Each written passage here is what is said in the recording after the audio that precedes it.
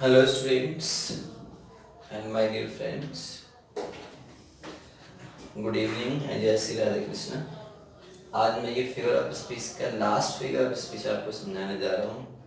जितने भी आपने समझे हैं इसके बाद मैं एक एक्सरसाइज करवाऊँगा, उसको नोट कर दूंगा। उसके बाद मुझे कमेंट करके बताएंगे कितने आपने सही किए और कितने आपने गलत किए। मैं एक्सरसाइज पूरी करूँगा तो आप फिर मैं देखना चाहूँगा क्या रिस्पॉन्स आपका आ रहा है, कितना आप सीखे। उसके बाद कमेंट बॉक्स में लिखकर आप मुझे बता भी सकते हैं कि ये प्रॉब्लम थी या मुझे ये प्रॉब्लम्स आ रही थी। मतलब इजीली आप पूरी तरीके से इसे डिफाइन करके कर सकते हैं। 2 नंबर का आपका इसमें एग्जाम्पल्स आता है, 2 नंबर का आपको डेफिनेशन आती है, तो कंडीशन के ऊपर डिपेंड करता है तो आप कैसे पूरा करें। तो कमेंट बॉक्स में लिख के आप मुझे बताएंगे कि आपने कितने सही करे। आज मैं लास्ट फिगर ऑफ स्पीच समझा रहा हूँ। जैसे आपने देखा ऑनोमेटोपोइया, ऑनोमेटोपोइया एक ध्वनि सूचक अलंकार होता है। इसे बहुत आसानी से अगर आपको लिखा हुआ आया तो इसका एग्जाम्पल बहुत आसानी से आप पहचान सकते हैं।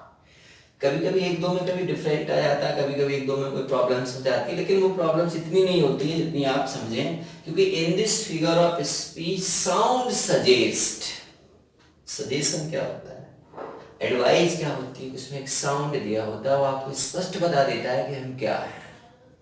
वैसे जितने भी अब तक आपके सिलेबस में 7 फिगर ऑफ स्पीच थे उसमें सबने एक एक करके अलग अलग करके सारी चीजें बताने की कोशिश की थी। क्या है कि सब अलग अलग तरीके से डिफरेंट थे। अगर बच्चा आप लोग थोड़ा सा भी मेहनत करते हैं तो बहुत इजीली इसको पहचान भी सकते हैं। डिफाइन और डेफिनेशन तो सिर्फ एक एक लाइंस की डेफिनेशन है, ज्यादा कठिन नहीं है।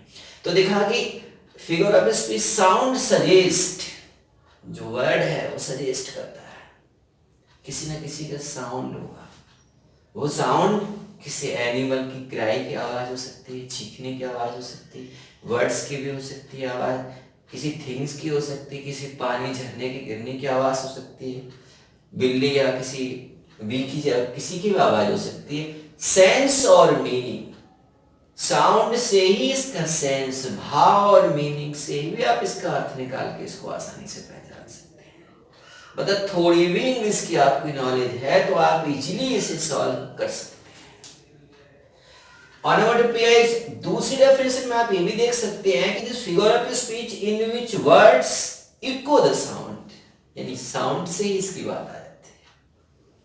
चाहिए डेफिनेशन आप यूज कर सकते हैं जैसे, यानी जो साउंड है किसी भी आपके सिलेबस के फिगर ऑफ स्पीच में इस प्रकार का साउंड वर्ड नहीं था।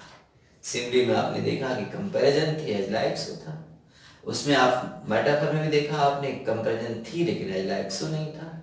किसी में non personification non living things की बात या अपॉस्ट्रोफी में मृत वस्तु को कॉल था।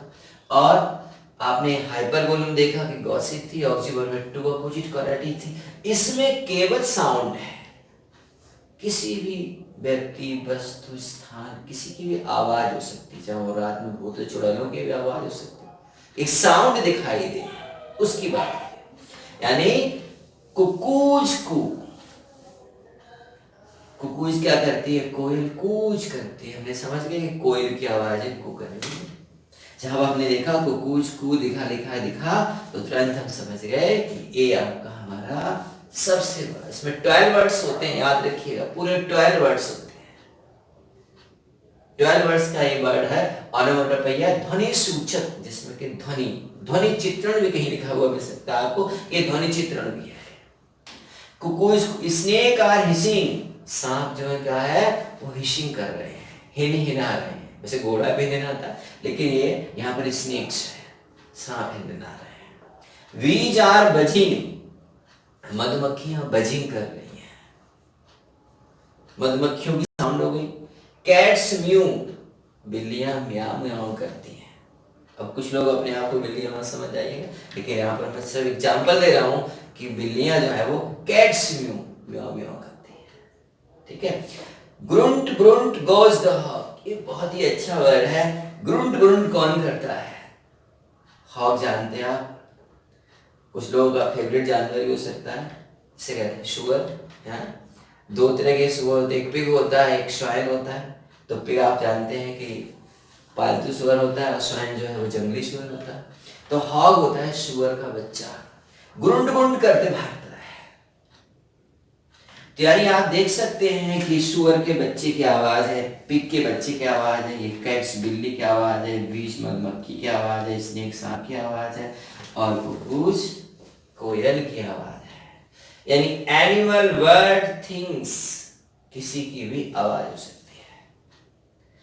ठीक है, तो ऑटोमेटिक पे ये क्या है, in this figure of speech sound suggest, यानी साउंड के हिसाब से सेंस और मीनिंग क्लियर होता है और आप इसे आसानी से समझ सकते हैं कि इको साउंड से भी समझ सकते हैं।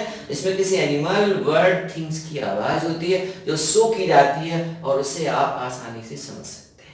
इसलिए अब इसकी मैं एक्सरसाइज करवाऊंगा पूरी, और एक्सरसाइज की जो वर्ड्स लिखूंगा वो आप मुझे कमेंट बॉक्स में सॉल्व करके बताएंगे कि आप 90% या 80% या 70% सॉल्व करने में सफल हुए ना।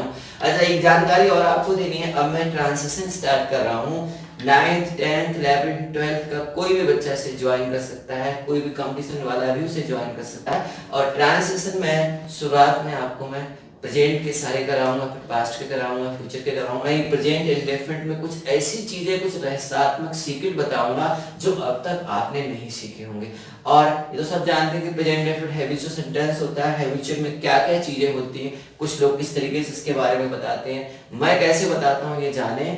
और प्लीज सब्सक्राइब माई चैनल और विवेकानंद कोचिंग के साथ आप जुड़े रहिएगा। Thank you.